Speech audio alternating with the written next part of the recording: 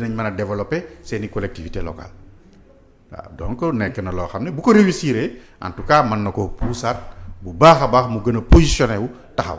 da nga koy topp di ko suivre. waaw bu baax a baax. programme am bi nga gis mu étalé au niveau de Ziguinchor. ak la personne ak compétence yi. yaakaar nga ne réussir war na cee mën a am. bon xam nga Sonko fi mu toll nii il n'est plus seul il est accompagné de personnes très expérimentées xam nga ku mel ni Habib Sy c'est un homme d'État. nekkoon directeur de cabinet président de la République il n'est pas petit. d'accord. Sonko da koy bàyyi xel. kon maturité bi mat na. non léegi Sonko li manqué woon la am gisoo dal bi. waaw Sonko a beaucoup changé. d'accord. am ku mel ni Khalifa Sall nekkoon maire de Dakar. xam bu baax a baax politique décentralisée. xam je pense que proposer na leen sax ay services pour des formations ak ay orientations di leen teg ci yoon boo xam ne bi moom la ñuy développer seeni collectivité. moom Sonko. non Khalifa. Khalifa Sall waaw il va se positionner comme consultant di leen jàppale di leen defal formation mais bien sûr ci ay convention dañ koy fay. loolu c'est sûr. ah bon ah oui. parce que dafa am xam-xamam. war ko jaay. d'accord boobu xanaa su boobaa ñaar ñi lay gën a concerné mooy benn Barthélémy Dias au niveau de Dakar. ah si. ak Ousmane Sonko au niveau de Ziguinchor. voilà et pourquoi pas yeneen collectivités locales yi nga xam ne ñoom gagné nañ ko waa Yewwi. mais tout ça c'est dans Pastef c'est dans Yewwi Askan dans le Yewwi Askan Wi. mais Pastef.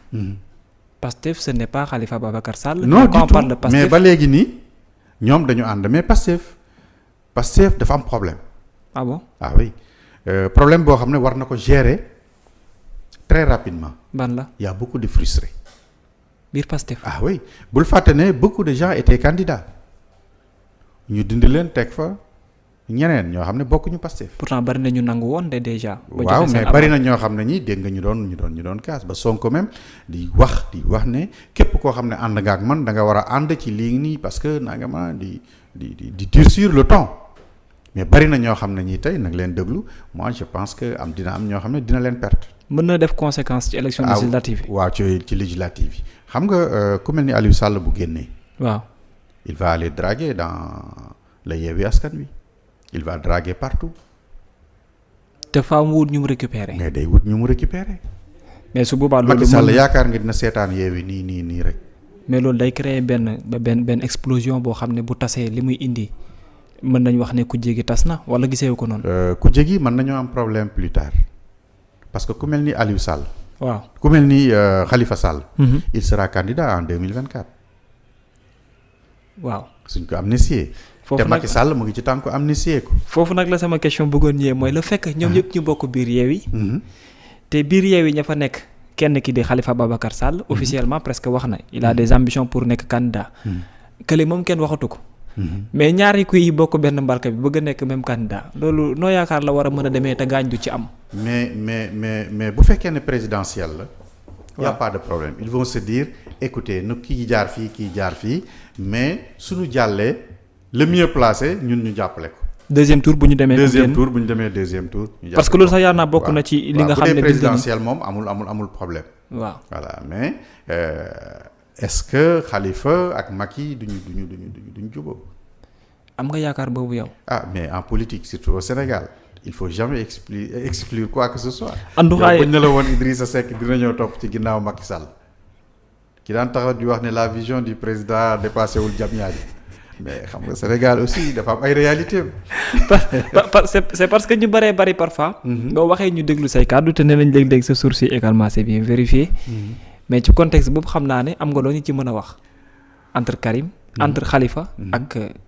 ki nga xam ne mooy Macky Sall. bon xam nga Macky aussi il est dafa xaw a rusé. waaw dafa nekk koo xam ne bu téye du bàyyi. waaw te xam naa ne topp na Khalifa bu baax a baax. mu ngi ci ginnaaw ba léegi mu ngi ci topp na ko et yàlla rek a xam mais nañu noonoo woon ni ñu kiiwee woon. soppeeku na bu baax a baax. melatu ko. non maintenant c'est presque huilé voilà donc Macky Sall ak Khalifa mais soo xoolee sax ku mel ni Boubacar Camara. xaw na junj lu mel noonu. d'accord waaw te c'est quelqu'un aussi de très réseauté. waaw nee na bu mu leen bett te moom sax wóor na ko ne. fa nu jëm Khalifa ak Macky Sall danañ déggoo. mais nga yaakaar ne loolu Khalifa du suul boppam. Ça dépend. Ça dépend xam nga la politique a ses réalités. waaw. mais tey jii. loolu yëpp am na lu koy topp. gis nañu tey xëy nañu gis ay presse internationale yi nga xam ne nii wax nañu ci. dossier Ousmane Sonko Adji Sarr. dafa mel ni coow li mu ngay jógaat ba tax na lu jëm ci wàllum contrôle judiciaire bi également. moom ñu ngi doon sàkku ci avocat ngir ñu fexe teggal ko li ni mel. tey jii fi Sonko toll posture bi mu am càkkuteef boobule yaakaar nga ne gouvernement bu Sénégal mën na koo nangul. mais su ma doon Macky Sall gisuma ci problème pour ñu bàyyi ko muy dem di ñëw Sonko il a un parti au Sénégal. il a sa famille au Sénégal. il réside au Sénégal. il est maire. à Ziguinchor. il est maire à Ziguinchor. te yaakaar naa ne enquête bi. lépp luñ ci waroon a boucler nañ ko ba pare. je pense bien waaw. voilà donc man gisuma lu war a tax Ousmane Sonko ñu koy bañ a lever le contrôle judiciaire delloo ko passeport am muy man di tukki di dem di ñëw comme tous les citoyens. mënul am conséquence. mën naa am conséquence sax mais parce que fi ñu koy ragale mooy politiquement. waaw tey jii mu dem remobiliser waat ses troupes. dañuy dem législative. c'est sûr que Ousmane Sonko aujourd'hui l'Europe 95% daf koy gagner. Ousmane Sonko waaw Ousmane Sonko. voilà donc loolu nekk na loo xam ne peut-être su APR di gagner peut-être ay ci diaspora bi mën nañ ne Afrique ay Sierra Leone ay Gabon nga xam ne mbokki alpulaar yi aussi surtout. jaamu séeréer yi foofu la ñu féetee te ils sont majoritairement kii ñoom APR lañu. waaw mais à part zone yooyu. gisuma feneen foo xam ne fii war nañoo mën a gagner Ousmane Sonko kii te bu fa demee nii voyager demaat galvaniser les kii mën na amaat lu bëree bëri. politique boobu noonu ñu bëree bëri ñu ngi ciy posé wu naan ban yoon la war a àbb ba ama réussir parce que tey Ousmane Sonko li mu am biir Pastef doole bi muy am mais yokkute bi ni ko Ousmane Sonko mën a. naka la ko mën a yokkee waaw parce que boo xoolee Ziguinchor sax dafa wàññeeku. en termes de chiffrage. dafa xaw a chuté. mais xam nga li gën a metti. c'est gérer le succès. dafa laaj lu bari. dëgg la. waaw Ousmane dafa tëb yàlla dimbalu ko mu am succès bu am solo ci réew mi. koo xam ne dañ koo daaxi fonction publique immédiatement sénégalais yi def ko député.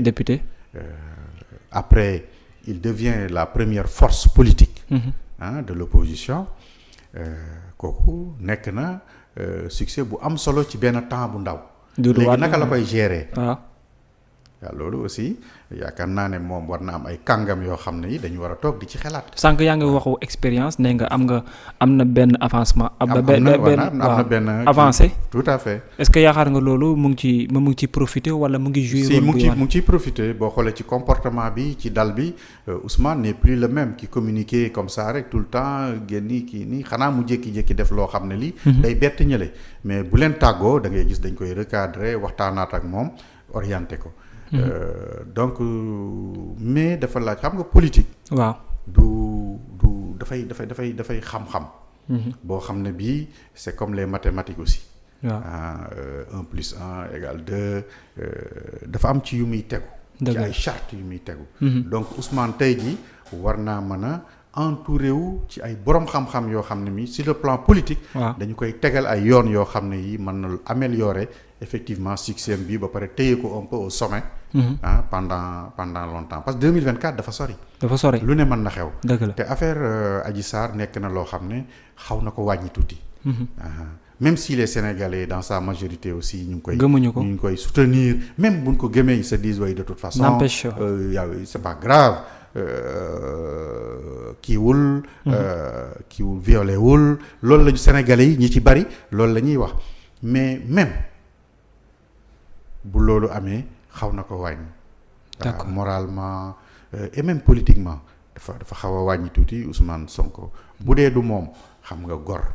waaw ñu tuumaal la bu rëy boobu. waaw nekk na loo xam ne lii effectivement lu ko xaw a choqué la.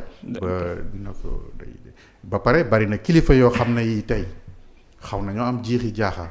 waaw ci moom kilifa diine yoo xam ne doon nañu ànd ak moom mais est-ce que dañuy continuer di ànd ak moom yu mel noonu parce que Ousmane bi mu taxawee rek wax ne. moom dem na foofu daan maase wu jeeg yu mel noonu nit ñi Sénégalais yi bi affaire bi ne tël ñu ngi déglu Ousmane. waaw di xaar. waaw mais li ñu doon xaar dem na wala demul. dem na wala demul. waaw def na wala deful c'était pas ça le problème. ndax dem na fa. waaw naka la mën a demee foofu loolu la Sénégalais yu bari toogoon di déglu ba mu nee dem na rek après y a eu des.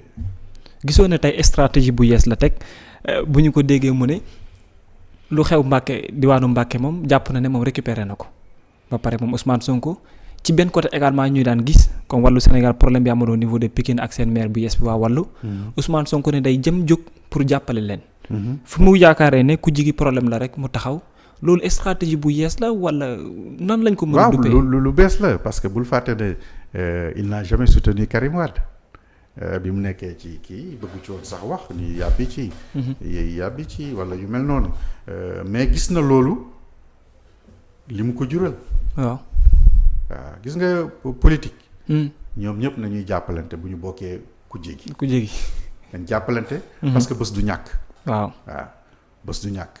kii am tolof soxla ñëpp moo tax ku ci toll ci tolof rek ne ko ñeneen ñi jàppale. donc il a bien fait. même bu fekkee ne parce que man Pikine aussi pose problème. parce que PDS wàllu benn commune la fa gagné. naka la mën a gagné département bi c'est pas possible. d'accord c'est pas possible donc nañ génni PV yi yor nañ PV yi nañ ko jox presse bi. ñu xool. bu baax a baax. moi je pense que docteur Cheikh Dieng tey jii li ñu waroon a def mooy le bilan des investitures de wàllu. d'accord. le silence sur les plus de 180 listes qui ont été rejetées. bilan boobu la ñu war a génne. dañ ci war a wax parce que PDS mosul xam loolu. waaw 2014 benn commune rek lañ leen rejeté ñaata commune lañ am tey 2014 ñaata lañ amoon le PDS a beaucoup perdu ci élection yi. waaw amoon nañ ay 115 députés en 2014. waaw c'est vrai. waaw. mbir mi ni mu soppeekoo dafa gaaw ni mu soppeekoo dafa gaaw. chute bu gaaw mais donc lan mooy problème bi war nañ def bilan toog évaluer. waaw c'est vrai. au lieu que ñuy dem di jël Pikine bëgg ko téye noonu di ci kii noonu rek di daw.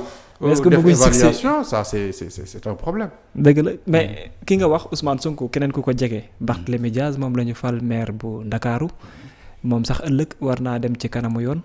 dossier ak Ndiaga Diouf appel ba mu defoon.